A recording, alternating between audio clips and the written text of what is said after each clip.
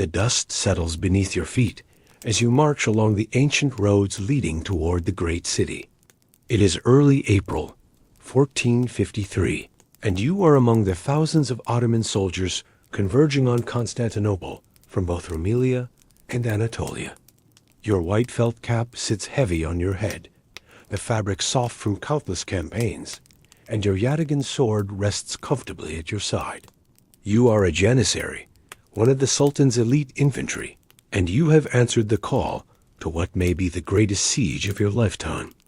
The rhythmic sound of marching feet creates a gentle percussion around you, thousands upon thousands of boots against earth, a steady drumbeat that seems to pulse with the very heartbeat of the empire.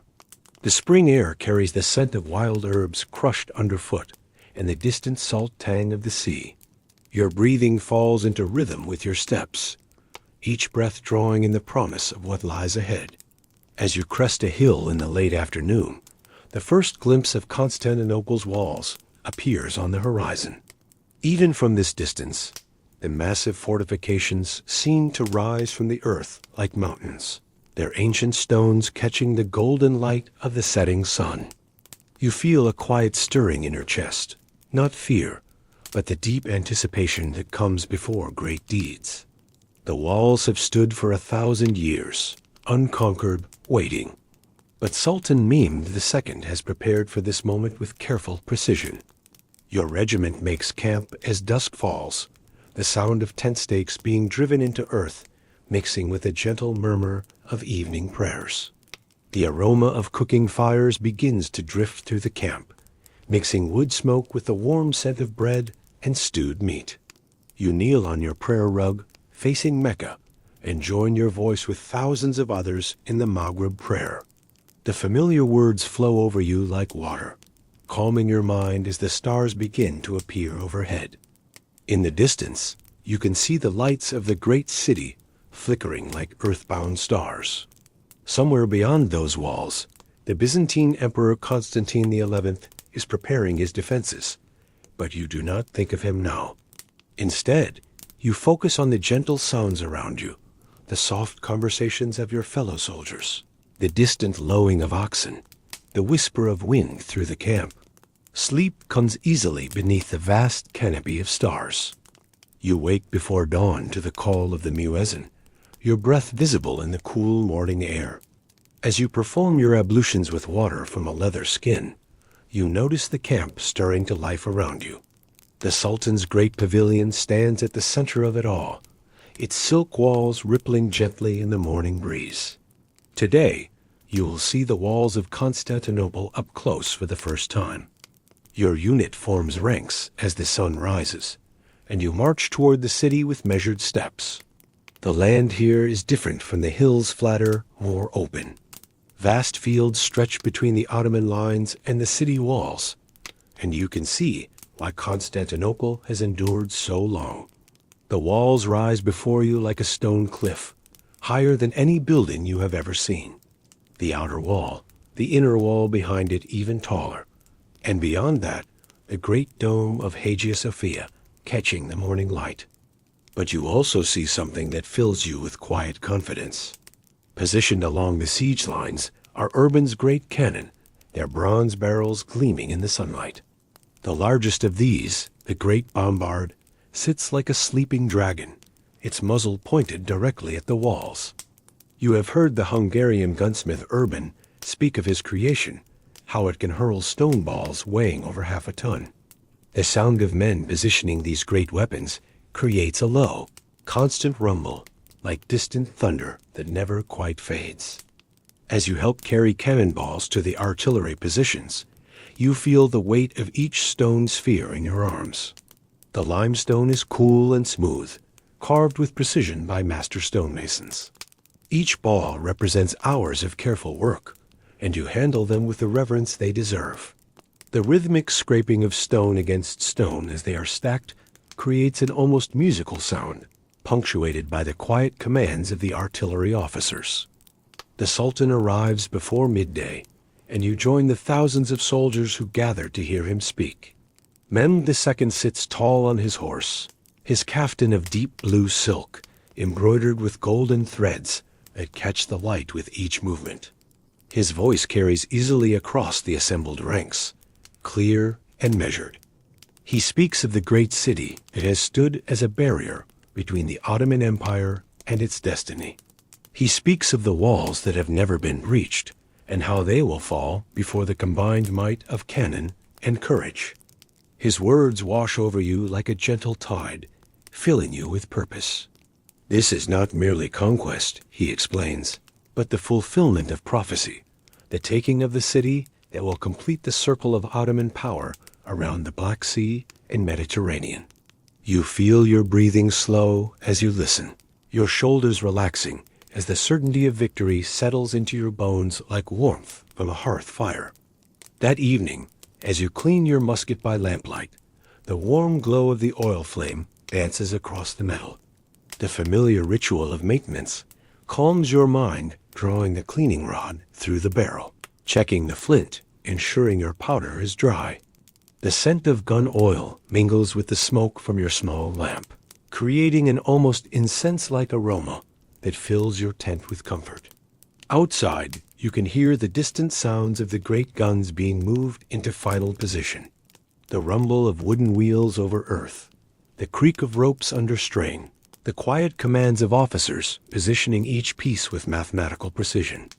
These sounds fade into the background of your consciousness, like the sound of waves against a distant shore. April 6th dawns clear and cool. You wake to an unusual sound, not the call to prayer, but the deep, resonant boom of Urban's great bombard firing its first shot at the walls of Constantinople. The sound rolls across the landscape like thunder, seeming to come from the earth itself. You feel it in your chest, in your bones, a vibration that speaks of power beyond anything you have experienced. Rising quickly, you join your unit as they move toward the forward positions.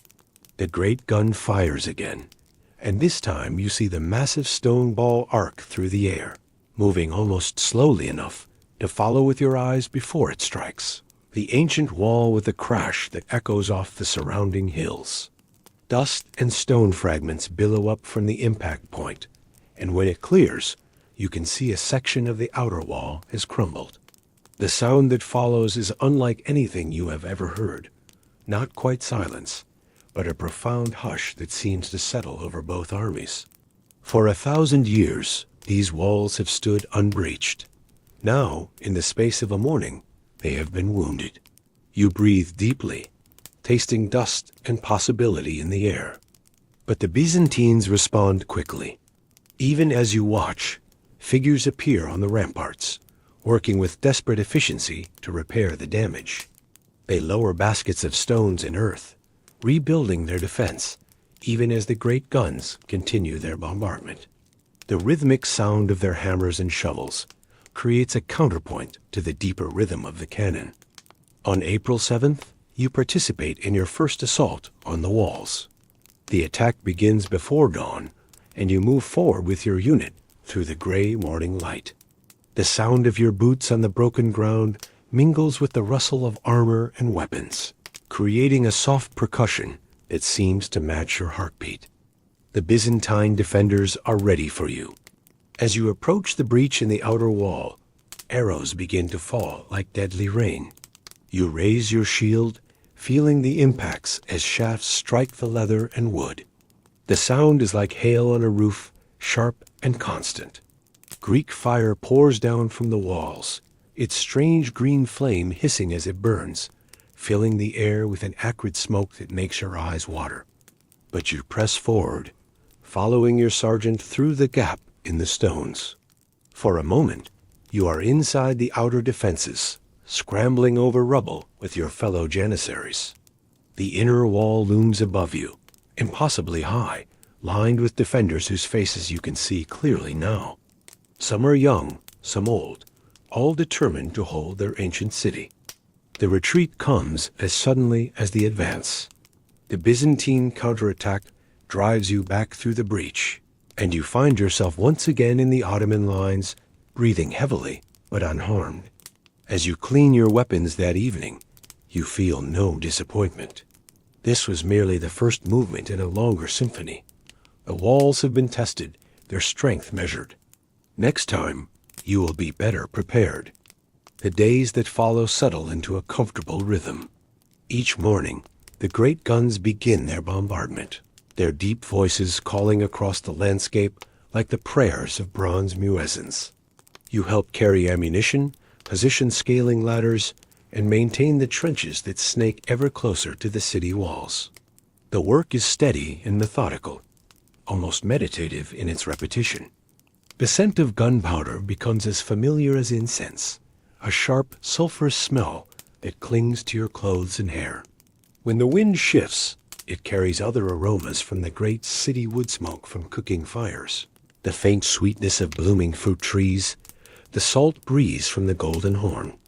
Sometimes, in the quiet moments between bombardments, you can hear the sound of church bells drifting over the walls, their bronze voices calling the Byzantine faithful to prayer, just as your muezzins call you. On April 12th, you watch from the trenches as the Sultan dispatches a contingent to capture the nearby Byzantine forts. The soldiers move like ghosts in the early morning mist, their passage marked only by the soft clink of equipment and the whisper of feet on dewy grass. By afternoon, Ottoman banners fly over the captured fortifications, their green silk rippling in the spring breeze. That same day brings the sound of naval combat from the direction of the Golden Horn. You cannot see the ships from your position, but you can hear the thunder of cannon and the crash of wooden hulls colliding. The sound carries across the water like a distant storm, punctuated by the sharp crack of Greek fire igniting and the shouted commands of officers.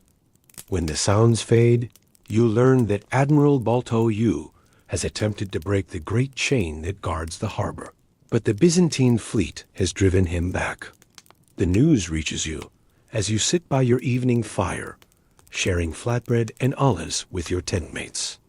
The flames dance before your eyes, casting shifting shadows on your companions' faces as they discuss the day's events in low, thoughtful voices. The setback at the Golden Horn is disappointing, but not unexpected.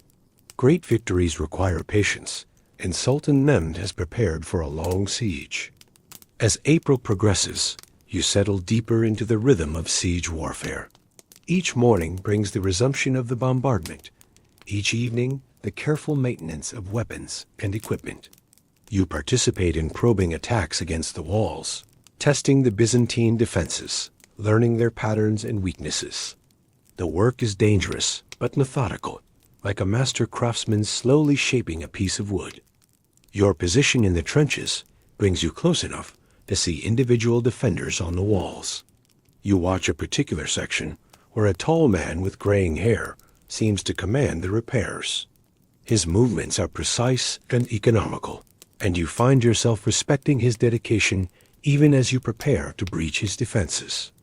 War creates its own strange intimacies, and after weeks of observing the same enemies, they begin to feel less like strangers and more like opponents in an elaborate, deadly game. The nights bring relief from the intensity of the siege. After evening prayers, you often sit with your back against the earthworks, looking up at the stars that shine with crystal clarity in the spring sky. The sounds of the camp settle into comfortable familiarity, the soft conversations of guards, the distant whinny of horses, the gentle crackling of dying fires. Sometimes, when the wind is right, you can hear music drifting from other parts of the camp, the plaintive sound of a ney flute or the rhythmic beating of a small drum. On the night of April 17th, you wake to unusual activity in the camp.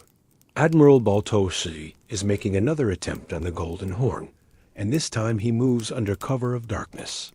You listen from your tent as the sound of oars dipping into water carries across the still air, punctuated by the gentle splash of ships moving through the darkness. The attack fails again, but you sense something different in the aftermath. A subtle shift in the Sultan's mood that speaks of new strategies being born. The revelation comes 3 days later, and it fills the camp with quiet excitement.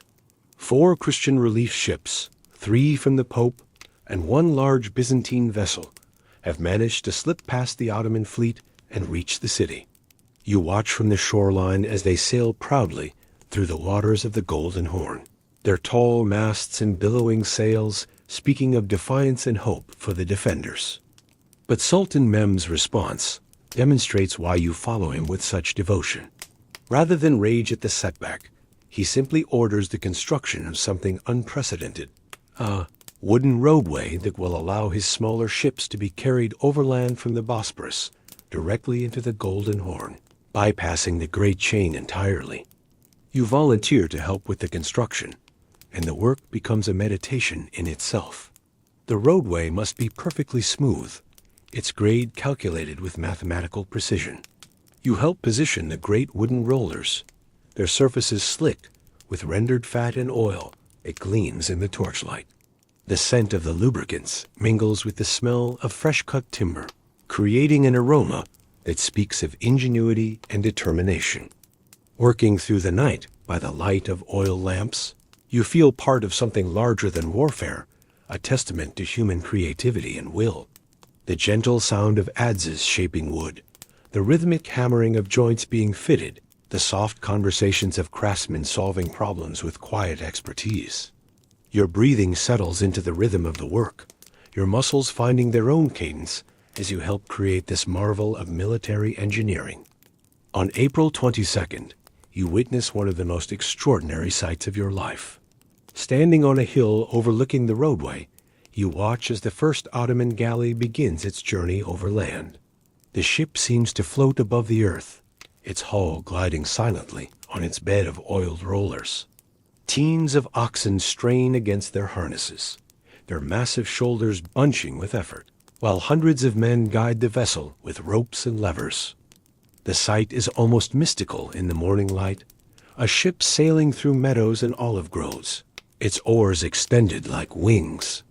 You find yourself holding your breath as it crests the final hill and begins its descent toward the Golden Horn. When it slides into the water with a gentle splash, a great cheer goes up from the assembled soldiers, but you remain silent, awed by what human determination can accomplish. By evening, dozens of ships have made the journey, and the Golden Horn is no longer a Byzantine lake. Ottoman galleys patrol its waters, their presence completing the circle of steel around Constantinople. From your position on the walls of the trenches, you can see the city is now truly isolated, cut off from any hope of escape or reinforcement. The bombardment continues through May, and you settle into its rhythm like a musician learning a complex piece. The great guns fire in sequence, each with its own voice and timing. Urban's massive bombard speaks with the deepest tone, a sound that seems to come from the earth itself. The smaller cannon provide a lighter percussion, their shots punctuating the bass notes of their larger siblings.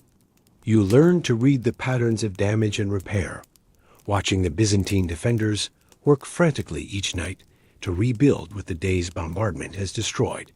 They focus their efforts on the gate of St. Romanus in the Blasharni sector, where the walls have suffered the most damage.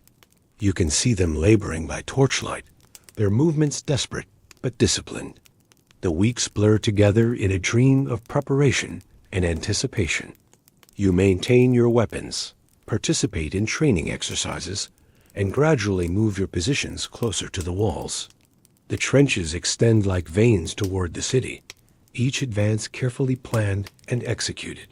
The sound of digging becomes as constant as breathing, a scrape of shovels against earth, the thud of picks breaking ground, the whisper of dirt being poured into wicker baskets. Your body adapts to the rhythm of siege life.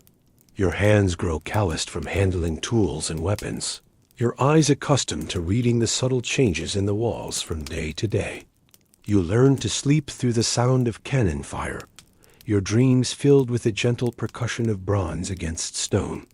Even in sleep, you remain connected to the great work unfolding around you. As May progresses, you sense the approaching climax like a change in the weather. The Sultan's visits to the forward positions become more frequent, his discussions with his generals more intense. The great guns are repositioned for maximum effect, their bronze muzzles trained on the weakest sections of the ancient walls. Supply wagons arrive daily, bringing fresh ammunition, scaling ladders, and the tools of assault. On May 26th, Sultan Mehmed addresses the entire army. You stand with your regiment in the vast field before Constantinople, one face among thousands, all turned toward your commander. His voice carries easily in the still air, each word chosen with the precision of a master calligrapher. He speaks of the city that has stood at the crossroads of Europe and Asia for over 1,000 years, of the great prize that awaits those brave enough to claim it. His words flow over you like warm water, filling you with a deep sense of purpose. This is not merely about conquest, he explains, but about fulfilling the destiny that Allah has written for the Ottoman people. The city that calls itself the heir to Rome will become the jewel in the crown of the true successors to Caesar. You feel your breathing slow, your heart rate settle into a calm, steady rhythm as certainty fills your soul. The night of May 28th passes slowly, filled with final preparations. You clean your weapons one last time, their metal surfaces gleaming in the lamplight. Your musket feels familiar in your hands, its weight and balance as known to you as your own limbs. You check your powder charges, count your bullets, ensure your yataghan is sharp and ready. Each small ritual becomes a prayer, a meditation on the morning to come. Around you, the camp buzzes with quiet activity. Men write letters to families they may never see again, their stylus pens scratching softly against paper. Others simply sit in contemplation, their faces peaceful in the flickering light of oil lamps. The air carries the scent of weapon oil and leather, of horses and men, of the earth itself preparing for transformation. You perform the final prayer of the night with special care, your forehead touching the ground as you submit to Allah's will. The familiar Arabic phrases flow through your mind like water, washing away fear and doubt, leaving behind only purpose and peace. When you rise from your prayer rug, you feel as calm as still water, ready for whatever the dawn may bring. Sleep comes despite the anticipation, your body's wisdom overriding your mind's excitement. You dream of ships sailing through meadows, of bronze cannons singing their deep songs, of walls that have stood for centuries finally yielding to the march of time. In your dreams, you are floating above the great city, watching its domes and minarets shimmer in the morning light like a vision of paradise. You wake before dawn, on May 29th, to the sound of men filling the moat that surrounds the city. Working by torchlight, they pour earth and stones into the ancient ditch, creating bridges for the assault troops. The sound is like gentle rain on leaves, the whisper of soil sliding from baskets, the soft splash of stones hitting water, the muffled footsteps of laborers moving back and forth across the narrow space. The pre-dawn darkness carries other sounds as well. The creak of scaling ladders being positioned, the gentle clink of armor being adjusted, the whispered prayers of soldiers preparing their souls for battle. You join your voice to theirs, the familiar words of the Fajr prayer creating a gentle murmur that rises from thousands of throats like incense ascending to heaven. As the first hint of gray appears in the eastern sky, the great guns begin their final bombardment. But this time is different. Every cannon fires together, creating a sound like the voice of God himself. The earth trembles beneath your feet. The air fills with the thunder of bronze and iron, and you feel the vibration in your chest like a great bell tolling the end of an age. You move forward with your unit in the growing light, part of the coordinated assault that Sultan Mehmed has planned with such care. The first wave strikes the gate of St. Romanus, their battle cries mixing with the clash of steel and the crack of musket fire. You watch from your position as they surge against the walls like waves against a cliff, only to fall back as the Byzantine defenders rally. The second assault follows quickly, targeting the Blauscherne walls where the bombardment has opened several breaches. Again, brave men throw themselves against the ancient stones, and again they are repelled by the desperate courage of the defenders. But you can see that each attack weakens the enemy, wearing down their strength like water slowly wearing away stone. Then comes your moment. Sultan Mehmed calls for his elite palace regiment 3,000 Janissaries, the finest soldiers in the world. You are among them, one of the chosen, and as you move forward, you feel the weight of history settling on your shoulders like a cloak of honor. Your breathing is calm and measured, your heart beating with the steady rhythm of absolute certainty. The approach to the walls feels almost dreamlike. Your feet find their own path over the broken ground, stepping surely despite the debris and obstacles. The sound of battle fades into background noise, replaced by the steady rhythm of your own breath and heartbeat. You are no longer simply a soldier following orders. You have become an instrument of destiny itself. A small group of your fellow Janissaries reaches a tower through a secondary gate, and you follow them up the narrow stone steps. Each footfall echoes in the confined space, mixing with the sound of your breathing and the rustle of equipment. The ancient stones are worn smooth by centuries of use. Their surfaces cool under your palm as you steady yourself on the steep climb. At the top, you emerge into chaos. Byzantine defenders rush toward your position, their faces grim with determination. Steel clashes against steel, the sound sharp and immediate in the morning air. But then something shifts, a commotion on the main ramparts, shouts of alarm, the sight of the tall defender you had watched for so many weeks being carried away, wounded by Ottoman gunfire.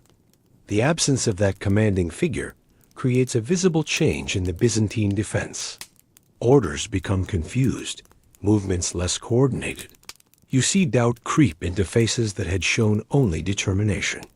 It is a small thing, but in the delicate balance of siege warfare, small things can tip the scales of destiny. Another regiment of Janissaries pours through the inner wall at the gate of St. Romanus, and suddenly the ancient barriers that have stood for 1,000 years exist no more. You move through the breach with your brothers, stepping over stones that have witnessed the rise and fall of empires, entering a city that has dreamed of this moment since the world was young. The defenders begin to break, their organized resistance collapsing into individual acts of desperate courage. You watch Venetian and Genoese fighters retreat toward their ships in the Golden Horn, their duty done, their honor intact. There is no shame in their withdrawal. They have fought with skill and bravery against impossible odds. Somewhere in the confusion, Emperor Constantine XI falls. You do not witness his death, but word spreads quickly through the Ottoman ranks. The last heir to the throne of Caesar has joined his ancestors, and with him dies the final echo of ancient Rome. You feel a moment of respect for a man who chose to die with his city rather than flee to safety. Sultan Mehmed rides through the streets of conquered Constantinople as the sun reaches its zenith, and you are part of the escort that follows him toward the great cathedral of Hagia Sophia. The city around you seems to hold its breath, its ancient stones watching as power passes from one empire to another. The sound of your horse's hooves on the paved streets creates a gentle rhythm, like a heartbeat marking the beginning of a new age. The great dome of Hagia Sophia rises before you like a vision from paradise, its gold and marble surfaces catching the light of the May afternoon. For nearly 1,000 years, it has stood as the greatest church in Christendom, its vast spaces echoing with the prayers of countless generations. Now it will become a mosque, its voice raised in praise of Allah instead of the Christian God. You dismount and follow the Sultan into the cathedral, your footsteps echoing in the vast space. The interior takes your breath away, columns of marble and porphyry, rising like a forest of stone, mosaics that seem to glow with their own inner light, a dome that appears to float without support above your head. The acoustics are perfect. Even your whispered breath seems to gain resonance in this space, designed for the worship of the divine. Sultan Mehmed kneels and touches his forehead to the marble floor, performing his prayers in what is now the Mosque of Hagia Sophia. His voice, raised in the familiar phrases of Islamic worship, seems to blend perfectly with the architecture around him. You join him in prayer, your own voice adding to the chorus that officially transforms this space from church to mosque. When the prayers are finished, the Sultan rises and speaks a single command that echoes through the great space and out. Into the conquered city, let there be no more looting. His words carry the weight of absolute authority, and you know that the period of permitted plunder has ended. Constantinople will not be destroyed, but transformed, not erased, but reborn as the capital of a new empire. As evening falls, you find yourself standing on the walls of the city, looking out over the Golden Horn where Ottoman ships now patrol freely. The water reflects the lights of both the conquered city and the victorious army, creating a shimmering tapestry of gold and silver. The sound of waves gently lapping against stone creates a peaceful rhythm that seems to wash away the memories of combat. Behind you, in the great city that is now part of the Ottoman Empire, the work of transformation has already begun. Sultan Mehmed has ordered that people of all backgrounds and faiths be brought to repopulate Constantinople, ensuring that it will remain a cosmopolitan center of trade and learning. The city that was once the capital of Byzantium will become the heart of a new multicultural empire. You think of the weeks of siege, of the daily rhythm of bombardment and preparation, of the gradual approach toward this inevitable moment. Everything has led to this: the careful positioning of cannons, the construction of the wooden roadway, the patient wearing away of ancient defenses. Like a master musician performing a complex piece, Sultan Mehmed has orchestrated every element with perfect timing and precision. The night air carries new sounds now, the calls of muezzins from minarets that were once church towers, the voices of soldiers and civilians beginning to mingle as conquerors and conquered start, the slow process of becoming fellow citizens of the same empire. There is no hatred in these sounds, no echo of the morning's violence. Instead, you hear the gentle murmur of a city learning to breathe with new lungs. As you make your way back to your tent in what is now the former Byzantine capital, you reflect on the words Sultan Mehmed spoke weeks ago about destiny and prophecy.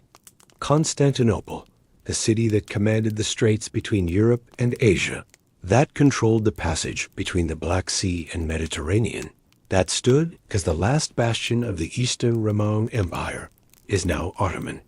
The circle of imperial power is complete. You perform your evening prayers facing Mecca, as you have done every night of the siege. But tonight, you kneel on the stones of a conquered city, in a place that will soon be known to the world as Istanbul. Your prayers rise into the darkness above the Golden Horn, joining with those of your fellow soldiers in a chorus of gratitude for victory and guidance for the future. The sounds of the great city settling into sleep create a gentle lullaby around you. Somewhere in the distance, a night watchman calls the hour. Closer by, you can hear the soft conversations of guards and the gentle nickering of horses. The Golden Horn laps against its shores with the same rhythm it has maintained for millennia, indifferent to the change of empires, constant as the stars that wheel overhead. As you lie down to sleep in your tent, now pitched on conquered ground, you think of the great bombard that spoke with such authority against the ancient walls. Tomorrow, it will be silent, its work complete. The wooden ships that sailed through meadows will rest quietly in their new harbor. The scaling ladders will be stored away, no longer needed. All the instruments of siege have served their purpose and can now rest. But you know that this ending is also a beginning. Sultan Mehmed II, who now calls himself Kaiser-i-Ram Caesar of Rome, has claimed not just a city, but the inheritance of empire itself. From this new capital, Ottoman power will flow in all directions, northward into the Balkans, westward toward the heart of Europe, eastward into Asia, southward toward the ancient lands of the pharaohs. You close your eyes and let the gentle sounds of the night wash over you. The siege of Constantinople is ended, but the story of the Ottoman Empire has just begun its next chapter. In the morning, you will wake not as a soldier before foreign walls, but as a guardian of the newest jewel in the Sultan's crown. The last thing you hear before sleep takes you is the sound of water against stone, the eternal rhythm of the Golden Horn, which has watched empires rise and fall, and will continue its patient, flowing long after all of today's victors and vanquished have joined the earth. It is a sound as old as the city itself, as constant as breathing, as peaceful as prayer. In your dreams, you are standing once again on the walls of Constantinople, but now they are Ottoman walls, flying Ottoman banners. The great dome of Hagia Sophia catches the morning light, and the call to prayer echoes across waters that have been Ottoman since the world was new. You have been present at the transformation of history itself, a witness to the moment when one age ended and another began. The siege is over, the city is won, the empire endures. And you, a Janissary in the service of Sultan Mehmed II, rest peacefully in the knowledge that you have played your part in the great symphony of destiny that echoes still across the waters of the Golden Horn, carrying the story of this day forward into all the tomorrows yet to come. Peace settles over you like a gentle blanket, warm and comforting, as the last echoes of the siege fade into memory and the first dreams of the new empire begin to take shape in the darkness behind your eyes. The fall of Constantinople is complete, and with it, your part in one of history's greatest transformations comes to its quiet, peaceful end.